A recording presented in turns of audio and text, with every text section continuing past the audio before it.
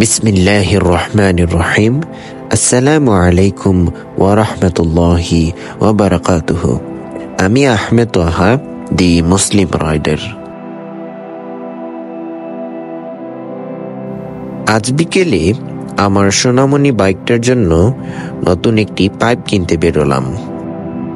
যদিও আমি বাইরে বাইক ওয়াশ করিয়ে থাকি, কিন্তু তারপরও কেমন জানি নিজের মধ্যে একটা স্যাটিসফ্যাকশন কাজ করে না। তাই ভাবলাম যে কোনো হার্ডওয়্যারের দোকান থেকে একটি পাইপ কিনে ফেলি। যাত্রাপথে ফয়সল মোটরসকে বলে যাই যে ভাইয়ার ট্যাঙ্কিটি রিপেয়ারে দেওয়া হয়েছে। ভাই, ট্যাঙ্কি রিপেয়ার হইব, দিছি ইনশাল্লাহ। জানিয়ে দিলেই মো। ওকে দে, আসসালামু আলাইকুম। চলে এলাম মহাজনপট্টিতে একটি হার্ডওয়্যারের দোকানে। এখানে নানান ধরনের হার্ডওয়্যারের জিনিস এবং পাইপ পাওয়া যায়।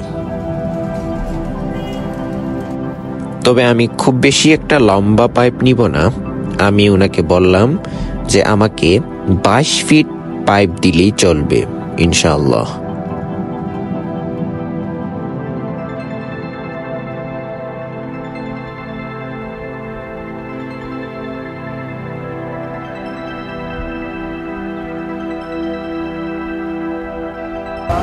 তারপর বেরিয়ে পড়লাম।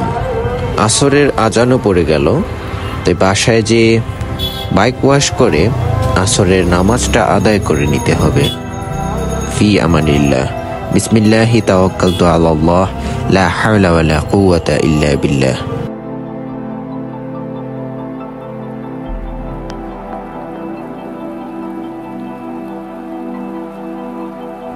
আজকে বাইরে প্রচন্ড রোদ থাকার পরও ওয়েদারটা ছিল কিন্তু মোটামুটি ঠান্ডা।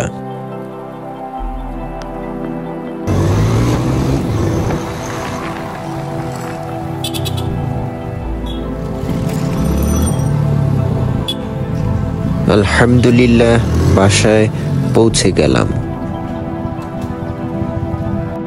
তবে কালকের লাগানো সিট কভারে এই যে দাগগুলি দেখছেন, এই যে বিড়াল মশাই। এখন ইনাকে কি করা যায় বলেন তো আপনারা? যাই হোক, বিড়াল তো অবলা প্রাণী, বুঝে না। যাক, আমি আমার নতুন পাইপটা ট্যাপের মধ্যে ফিট হয় কিনা সেটাকে চেক করে নিই। একদম পারফেক্ট। এবারেতে সিট কভারটা একটু রিপেয়ার করে নিব। আমার কাছে ব্ল্যাক মার্কার ছিল না, তাই আমি ব্ল্যাক জেল পেন দিয়ে প্রথমে ফোমগুলোকে কালো করে নিচ্ছি।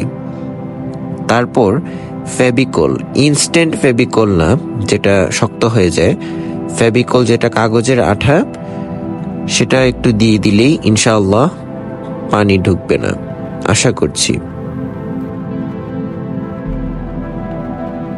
এবারেতে সোনামণিকে গোছল দেওয়ার পালা।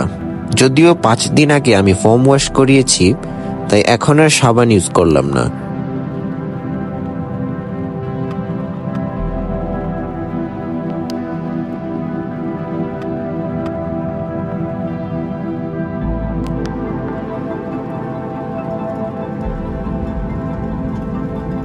তবে আমরা যারা বাসায় বাইক ওয়াশ করে থাকি, তারা চেষ্টা করবেন একটি এয়ার ব্লোয়ার রাখার। কেননা ধোয়ার পর যদি পানি থেকে যায়, তখন কিন্তু সেটি অনেক সমস্যা করতে পারে। আজকে এই পর্যন্তই। ফি আমানিল্লাহ। আসসালামু আলাইকুম ওয়া রাহমাতুল্লাহি ওয়া বারাকাতুহু।